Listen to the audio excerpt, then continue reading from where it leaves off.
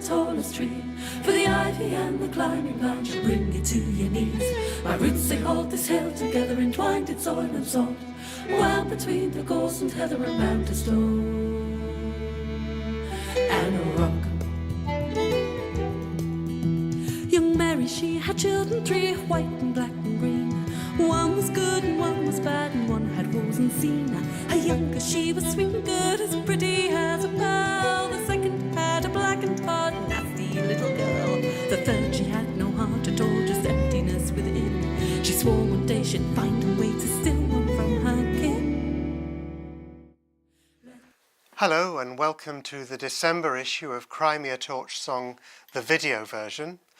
I'm Piers Ford and we've just been listening to Ange Hardy's new album, Bring Back Home, the fraught tale of Sisters 3, their sibling rivalry spiralling to its inevitable fatal conclusion, and an allegory of the origin of good and evil in the human heart. So it sounds as if we're kicking off in a dark and challenging place. But Hardy's brilliance as a narrative songwriter means that from the start you're swept up in this exquisite collection of new songs. She's a folk singer to her core, and the songs just seem to pour out fully formed, oak-aged if you like, to the extent that I'd actually call them old new songs.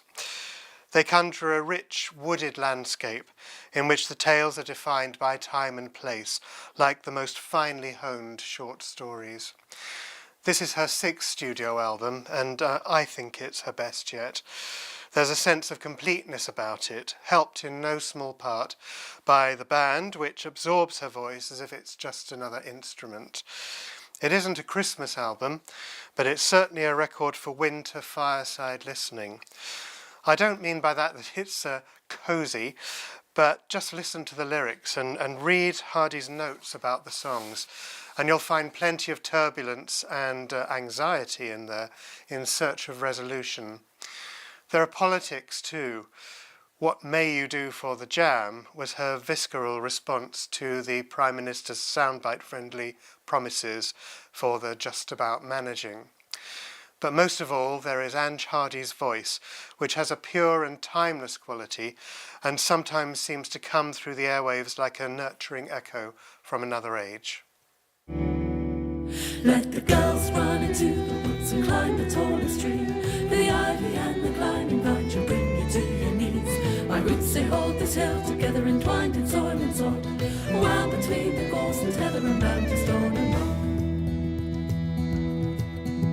Now Mary, she was pure and wise, loved her children three. She knew she had to take a life to stop her daughter Corrine. She took her to the farmer's land, and on the blackest night gave to her a final kiss, held her daughter tight. She tied her to the old oak tree and left her there to die. But the old oak tree had opened up and swallowed her alive. Well, that was Ange Hardy's Sisters 3. Now to another folk singer at the height of her creative powers. In another genre, I guess Karine Polwart's A Pocket of Wind Resistance might be described as a concept album. The project was inspired by the annual migration of pink-footed geese to Fala Flow, a peat bog near her Edinburgh home. In flight, the birds take turns to create pockets of wind resistance to support each other and cut the drag. In Polwart's imagination, that cycle of labour and rest became a metaphor for the way we depend on each other as human beings, interwoven with her own experiences as a mother raising her own family. It evolved into a theatrical production, a collaboration with sound designer Pippa Murphy, and has now been distilled into this record. A Pocket of Wind Resistance is not a sequence of conventional narrative numbers to be dipped into. I think it works on its own terms as a sensual exploration of territory and behaviour, compelling in its entirety. It's a tapestry of impressionistic responses, studded with factual references to flora and fauna, chemistry even, and history. Polwart mixes song with the spoken word with fluid clarity. She's called the project a little bit of music, a little bit of politics, a little bit of moss. And she's produced a record of mesmerising beauty. Here's a snippet of the haunting Place to Rest and Mend, which melds the beat of a military tattoo with the chimes of a sansula in tribute to a medieval monastic hospital on the edge of the moor. From Kashmir to the eastern seaboard of Canada, from Lapland to Ypres and the Saar.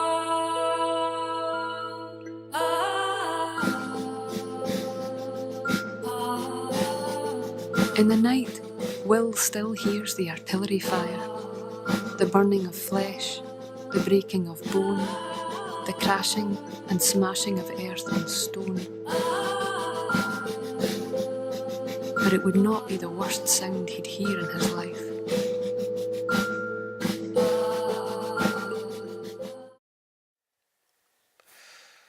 Karine Polwart there.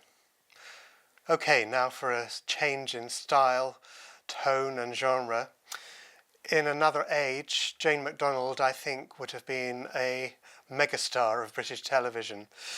There's something of Al McCogan, Gracie Fields and even Cilla Black about her. The born entertainer with the common touch, putting people at ease with a self-deprecating quip 1 minute, bursting into a novelty number the next, and then wrenching their heartstrings with an emotional ballad. Her elevation from cruise ship crooner to much-loved fixture on our screens happened, of course, thanks to the documentary series The Cruise, and has since taken in long stints on the panel of Loose Women, most recently presenting her own travel series for Channel 5, as well as a stage role in Cats and some very successful concert tours. Her new album, Hold Back the Covers, marks a departure. It's her first record of self-penned songs rather than another selection of cover versions. And it's a polished collection of ballads and survival anthems peppered with soul and gospel references. Make no mistake, MacDonald is a fine singer, and she has an instinctive ability to find an emotional connection with her lyric. And that much was always clear back in the Cruise days. This album might well hold a few surprises for anyone inclined to keep her in the reality star box.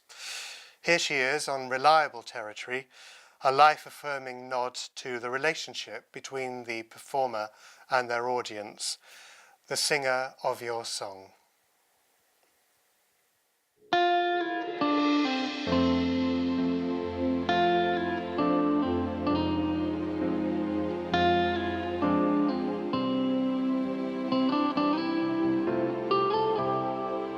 I travel for miles over land and sea,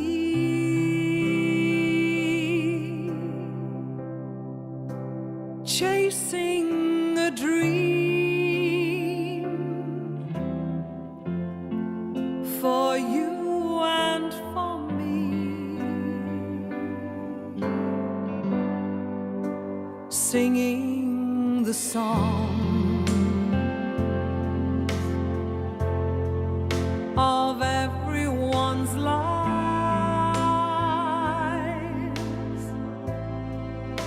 singing of heartache, love, hope, and life.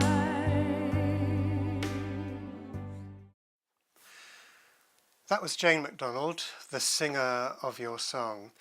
Finally this month we come to Sheridan, which is the eponymous title of Sheridan Smith's first studio album.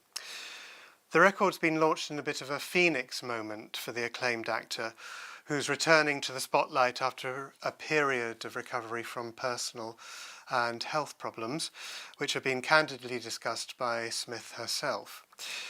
Production values are as high as you'd expect. With Tris Penner at the helm, she's put herself in very good hands for this. And the song choices are eclectic, which might be the reason it took a while to come into focus for me. References to some of her finest acting performances come courtesy of Anyone Who Had a Heart. She was outstanding as Cilla Black in the biographical television drama.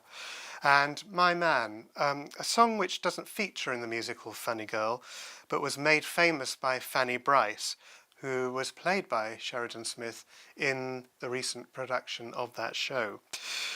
My Man was the first of the great Torch songs, originally a chanson réaliste, which was first performed by the great French entertainer Mistinguett. It was a raw, even brutal account of what we would call today an abusive relationship.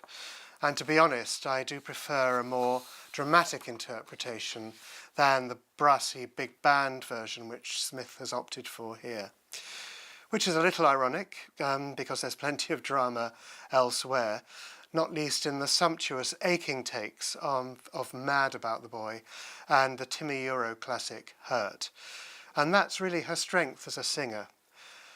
Sheridan is an accomplished album which showcases Smith's interpretive gifts nicely, and it's certainly much more than an identikit set of covers. Here she is with Mad About the Boy. Have a great Christmas, and we'll be back in January with another selection of new releases from, among others, Mary Gaucher and Mary Byrne.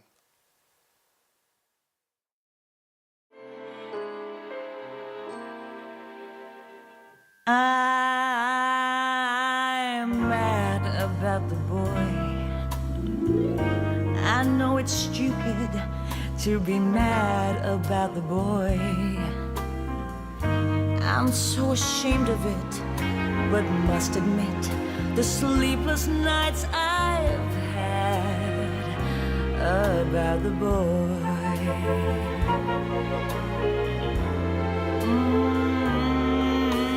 On the silver screen, he melts my foolish heart in every single scene. Although I'm quite aware that here and there are traces of the cat